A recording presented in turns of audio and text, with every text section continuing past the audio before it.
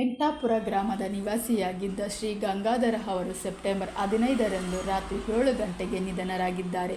ಇವರು ಸಮಾಜ ಸೇವೆ ಮತ್ತು ಗ್ರಾಮ ಅಭಿವೃದ್ಧಿಗೆ ತಮ್ಮ ಜೀವನವನ್ನೇ ಸಮರ್ಪಿಸಿಕೊಂಡು ಶ್ರೇಷ್ಠ ವ್ಯಕ್ತಿಯಾಗಿದ್ದರು.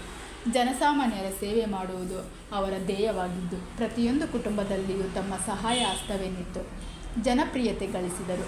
ಅವರು ಛಲಪೂರ್ಣ ನಾಯಕತ್ವದೊಂದಿಗೆ ಸಮಾಜಮುಖಿ ಕಾರ್ಯಕ್ರಮಗಳಲ್ಲಿ ಸಕ್ರಿಯವಾಗಿ ಪಾಲ್ಗೊಂಡು ಉತ್ತಮ ಕಾರ್ಯಕರ್ತನಾಗಿ ಕೆಲಸ ಮಾಡಿದ್ದರು. ವಿಶೇಷವಾಗಿ ಶ್ರೀ ಕ್ಷೇತ್ರ ಕೈವಾರದಲ್ಲಿ ಹಲವಾರು ವರ್ಷಗಳ ಕಾಲ ಬುರ್ಹಾಕಥ ಸೇವೆ ಸಲ್ಲಿಸಿ ಧಾರ್ಮಿಕ ಕ್ಷೇತ್ರಕ್ಕೂ ತಮ್ಮ ಕೊಡುಗೆ ನೀಡಿದ್ದಾರೆ. ಇವರಿಗೆ ಹಲವಾರು ಪ್ರಶಸ್ತಿಗಳು ಲಭಿಸಿದ್ದು, ಬೀದಿ ನಾಟಕಗಳ ಮೂಲಕ ಜನಜಾಗೃತಿ ಮೂಡಿಸುತ್ತಿದ್ದರು.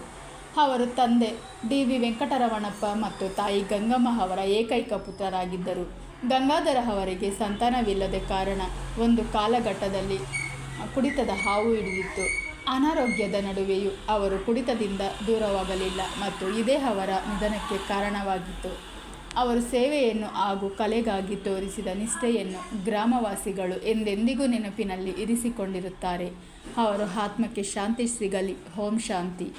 Bureau report, ರಾಷ್ಟ್ರಧ್ವನಿ news Kannada. ವರದಿಗಾರರು N. Nagaraj, Chelur.